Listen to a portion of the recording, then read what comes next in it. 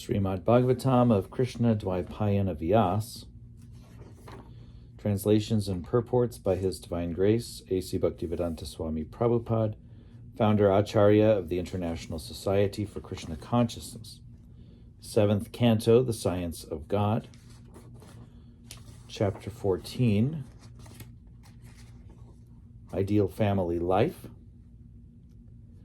And in this video, I will be reading the translations and purports for texts 13 through 17. And in the table of contents, this section is entitled, The Real Value of the Wife's Body. Text 13. Through proper deliberation, one should give up attraction to his wife's body, because that body will ultimately be transformed into small insects' stool or ashes. What is the value of this insignificant body? How much greater is the Supreme Being, who is all-pervading, like the sky? Purport. Here also the same point is stressed. One should give up attachment for his wife, or in other words, for sex life. If one is intelligent, he can think of his wife's body as nothing but a lump of matter that will ultimately be transformed into small insects, stool, or ashes. In different societies, there are different ways of dealing with the human body at the time of the funeral ceremony. In some societies, the body is given to the vultures to be eaten, and therefore the body ultimately turns into vulture stool.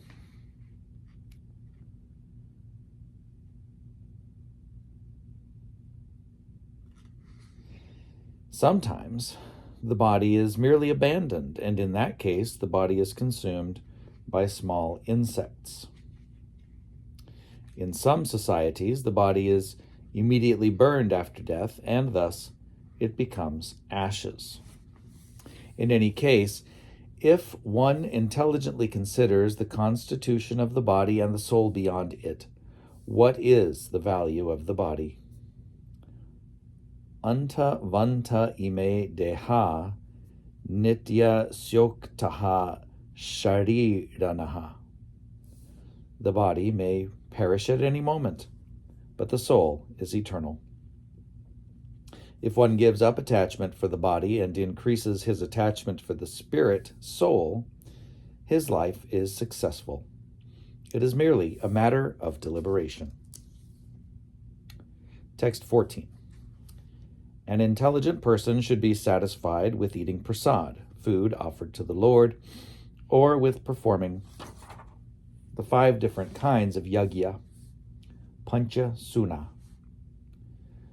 By such activities, one can give up attachment for the body and so-called proprietorship with reference to the body. When one is able to do this, he is firmly fixed in the position of a Mahatma. Purport. Nature already has an arrangement to feed us. By the order of the Supreme Personality of Godhead, there is an arrangement for eatables for every living entity within the 8,400,000 forms of life. Eko bahunang yo vidadhati kaman. Every living entity has to eat something, and in fact, the necessities for his life have already been provided by the Supreme Personality of Godhead. The Lord has provided food for both the elephant and the ant. All living beings are living at the cost of the Supreme Lord, and therefore, one who is intelligent should not work very hard for material comforts. Rather, one should save his energy for advancing in Krishna consciousness. All created things in the sky, in the air, on land, and in the sea belong to the Supreme Personality of Godhead, and every living being is provided with food. Therefore, one should not be very much anxious about economic development and unnecessarily waste time and energy with the risk of falling down in the cycle of birth and death. Text 15. Every day, one should worship the Supreme Being who is situated in everyone's heart and on this basis one should separately worship the demigods, the saintly persons, ordinary human beings, and living entities, one's forefathers, and one's self. In this way, one is able to worship the Supreme Being in the core of everyone's heart. Text 16. When one is enriched with wealth and knowledge which are under his full control, and by means of which he can perform yajna or please the Supreme Personality of Godhead, one must perform sacrifices, offering oblations to the fire according to the directions of the Shastras. In this way, one should worship the Supreme Personality of Godhead. Purport. If a grihasta or householder is sufficiently educated in Vedic knowledge and has become sufficiently rich to offer worship to please the Supreme Personality of Godhead, he must perform yajnas as directed by the authorized scriptures.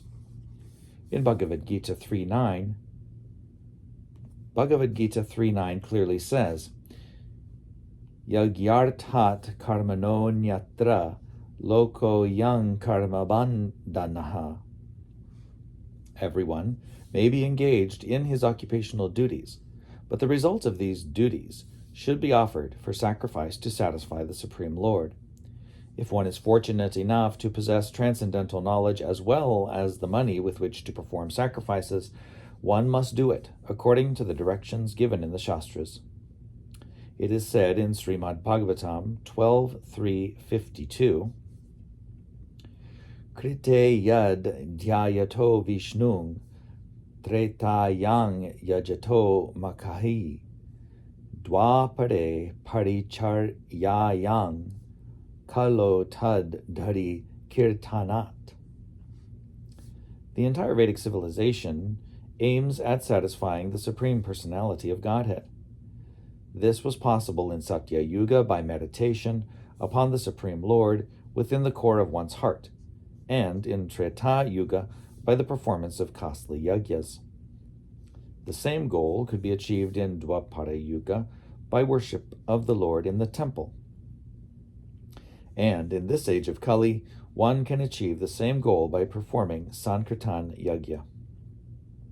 Therefore, one who has education and wealth must use them to satisfy the Supreme Personality of Godhead by helping the Sankirtan movement that has already begun, the Hare Krishna movement, or Krishna consciousness movement. All educated and wealthy persons must join this movement, since money and education are meant for service to the Supreme Personality of Godhead. If money and education are not engaged in the service of the Lord, these valuable assets must be engaged in the service of Maya.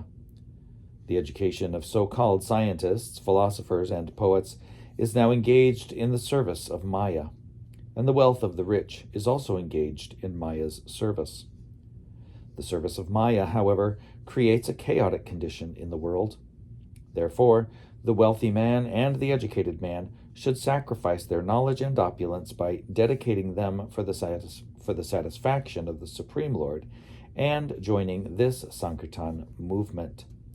Yagyai Sankirtan Prayer Yajantihi Sumedasaha.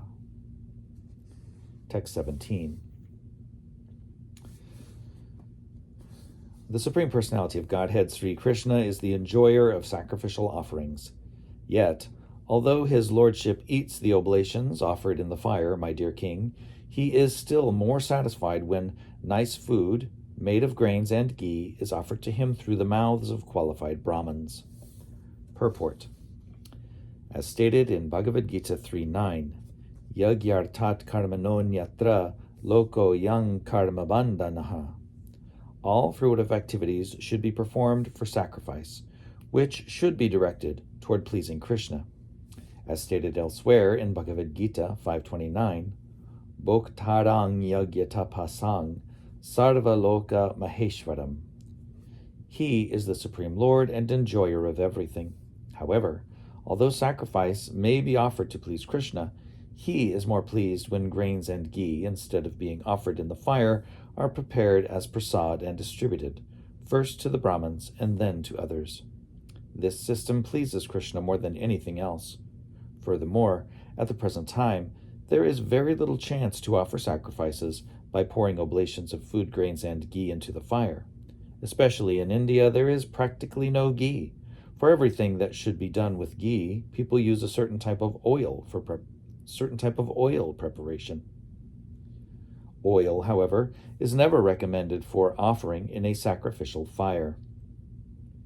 In Kali Yuga, the available quantity of food grains and ghee is gradually diminishing, and people are embarrassed that they cannot produce sufficient ghee and food grains. Under the circumstances, the Shastras enjoin Yagyayi Sankirtan Prayir Yajantihi Sumedasaha. In this age, those who are intellectual offer yagya or perform sacrifices through the Sankirtan movement. Everyone should join the Sankirtan movement, offering to the fire of this movement the oblations of his knowledge and riches. In our Sankirtan movement, or Hare Krishna movement, we offer sumptuous prasad to the deity and later distribute the same prasad to the Brahmins, the Vaishnavas, and then to the people in general. Krishna's prasad is offered to the Brahmins and Vaishnavas, and the prasad of the Brahmins and Vaishnavas is offered to the general populace. This kind of sacrifice, chanting of the Hare Krishna mantra, and distribution of prasad is the most perfect and bona fide way of offering sacrifice for the pleasure of yagya, or Vishnu.